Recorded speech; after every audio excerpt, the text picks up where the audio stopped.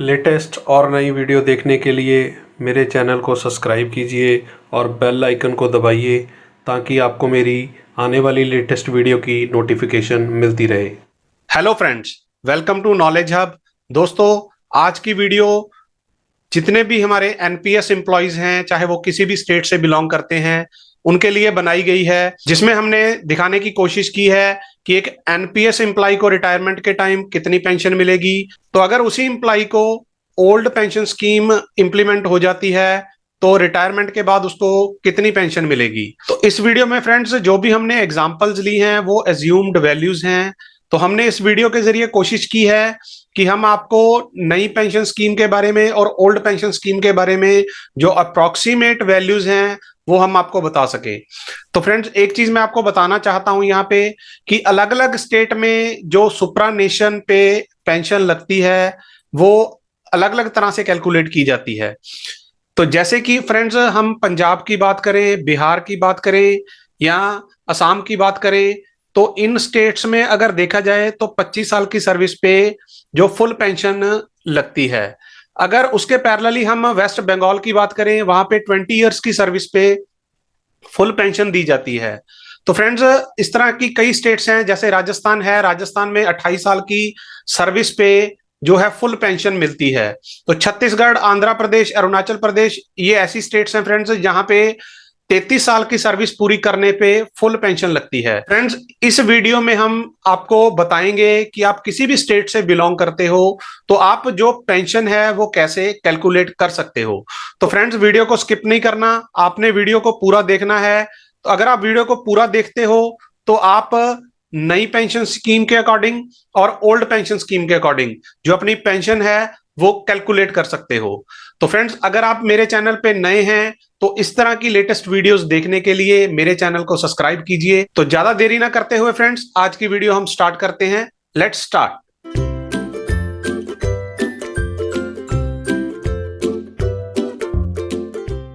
तो फ्रेंड्स, जो एम्प्लॉय 114 के बाद रिक्रूट हुए हैं उनके लिए अभी गवर्नमेंट ने न्यू पेंशन स्कीम चलाई है। बट 114 से पहले जो एम्प्लॉयज थे जिनकी रिक्रूटमेंट 114 से पहले हुई थी उनको गवर्नमेंट की तरफ से ओल्ड पेंशन स्कीम दी जाती थी। तो फ्रेंड्स, जैसे पंजाब में अभी अगर कोई एम्प्लॉय रिटायर होता है, 1/12/11 से पहले रिटायर होता है तो उसको 33 साल की सर्विस पे फुल पेंशन लगती थी। बट 1/12/11 से 25 साल की सर्विस पूरी करने पे फुल पेंशन पंजाब गवर्नमेंट ने देनी शुरू कर दी है। तो इस तरह से फ्रेंड्स, जैसे राजस्थान है, राजस्थान में 1/7/13 से 28 साल की सर्विस पूरी करने पे फुल पेंशन लगती है। छत्तीसगढ़ में 33 साल की सर्विस पूरी करने पे फुल पेंशन दी जाती है। तो वेस्ट बंगाल है, उसमें 20 साल की सर्विस पे फुल पेंशन मिलती है फ्रेंड्स। असम है, बिहार है, उसमें 25 साल की सर्विस पे फुल पेंशन दी जाती है। फ्रेंड्स, आप जिस भी स्टेट से बिलोंग करते हो उसके सीएसआर में जो है आप देख सकते हो कि आपकी स्टेट में जो फुल पेंशन है कितने साल की सर्विस पूरी करने पे मिलती है। तो फ्रेंड्स, जैसे मैंने आपको बताया कि आप जिस भी स्टेट से बिलोंग करते हो, सपोज करो आप वेस्ट बंगाल से बिलोंग करते हो, तो अगर आप वेस्ट बंगाल से बिलोंग करते हो, मैंने कहा कि आपको कि 20 साल की सर्विस पूरी करने पे आपको जो है वो फुल पेंशन मिलती है। अगर आप उस स्टेट में रहते हो जिसमें 25 साल की सर्विस पूरी करने पे फुल पेंशन मिलती है, हो सकता है कि आप उस स्टेट में रहते हो कि आपको 33 इयर्स की सर्विस पूरी करने पे फुल पेंशन मिलती है या 28 साल की सर्विस पूरी करने पे फुल पेंशन मिलती है। तो फ्रेंड्स, जैसे 20 साल की सर्विस पे फुल पेंशन मिलती है, 20 साल की सर्विस जो 1 ईयर है, 1 year equal to 2 half yearly, क्योंकि एक साल में 6 मंथ की छमाही जो है वो होती है। तो अगर 20 साल की सर्विस है तो 20 साल में 40 हाफ ईयरली यहां पे बन गए, और 25 साल की सर्विस में 50 हाफ ईयरली यहां पे बन गए, और 33 साल की सर्विस में फ्रेंड्स 66 हाफ ईयरली बन गए, और 28 साल की सर्विस में आपके जो हैं 56 हाफ ईयरली यहां पे बन गए। तो आप इंडिया में कहीं पे भी काम कर रहे हो, चाहे सेंट्रल गवर्नमेंट में चाहे आप स्टेट गवर्नमेंट में काम कर रहे हो, तो आपकी जो पेंशन है रिटायरमेंट के टाइम जो आपकी बेसिक पे है, बेसिक पे eight the time of retirement divided by 2 multiply by आपने जितने ईयरली काम किया है। सपोज करिए आप पंजाब में काम कर रहे हो, पंजाब में हमें पता है कि 25 साल की सर्विस पे फुल बेनिफिट मिलते हैं, तो आपने मान लीजिए काम किया है 23 साल, तो 23 साल में हाफ ईयरली कितने बनेंगे 46, तो आप यहां पे 46 डिवाइडेड बाय 50, तो ये फॉर्मूला है फ्रेंड्स। आप देख लीजिए आप किस स्टेट में जो है वो काम कर रहे हैं। अगर आप मान लीजिए यहाँ पे छत्तीसगढ़ में काम कर रहे हैं या आप वेस्ट बंगाल में काम कर रहे हैं, तो वेस्ट बंगाल में क्या होगा, आपने मान लीजिए यहाँ पे काम किया 19 साल, तो बेसिक पे लास्ट पे drawn divided by 2 multiply by 19 की जो 6 ईयरली बनती हैं वो बनती हैं 38 हाफ ईयरली, तो 38 डिवाइडेड बाय 20, तो ये फॉर्मूला बनेगा फ्रेंड्स जिससे आप अपनी पेंशन है वो कैलकुलेट कर सकते हैं। आगे हम एग्जाम्पल के साथ देखते हैं कि आप नई पेंशन स्कीम में और ओल्ड पेंशन स्कीम में कैसे जो है अपनी पेंशन कंपैरिजन कर सकते हो। तो फ्रेंड्स आप अब कॉपी पेन ले लीजिए। जैसे हमने यहाँ पे एग्जाम्पल लिया है कि एम्प्लॉय की जो ज्वाइनिंग के टाइम एज थी वो 35 ईयर्स थी, और जो रिटायरमेंट है सुपरानेशन है वो मान लीजिए आपकी स्टेट में अगर 58 ईयर्स पे है, तो हमने यहाँ पे माना है कि सुपरानेशन एज है जो 58 ईयर है। तो टोटल सर्विस कितनी हुई एम्प्लॉय की, हमने 58 में से 35 को माइनस कर दिया, 2 में से सीरियल नंबर 2 में से 1 को माइनस कर दिया, तो 23 साल की सर्विस हुई। तो 23 साल को हाफ ईयरली अगर हमने लिखना हुआ तो ये कितने हाफ ईयरली हुए, ये हुए 46। तो फ्रेंड्स अभी एम्प्लॉय की जो करंट बेसिक पे है जब उसने ज्वाइन किया वो है 48,200, और 23 साल बाद 3% इंक्रीमेंट के साथ उसकी जो बेसिक पे हो रही है 95,100। वो हम अगले टेबल में देखते हैं कि 95,100 पे एम्प्लॉय कैसे पहुंचा। तो फ्रेंड्स ये फिगर्स आप काइंडली नोट कर लीजिए।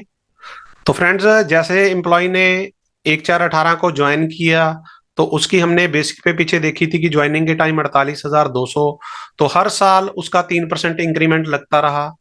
तो इंक्रीमेंट के साथ फ्रेंड्स उसकी जो बेसिक पे है, जैसे एम्प्लॉय 2041 में रिटायर होगा जब, तो उसकी पे जो एज्यूम्ड बेसिक पे है वो हमने मान ली 95,100।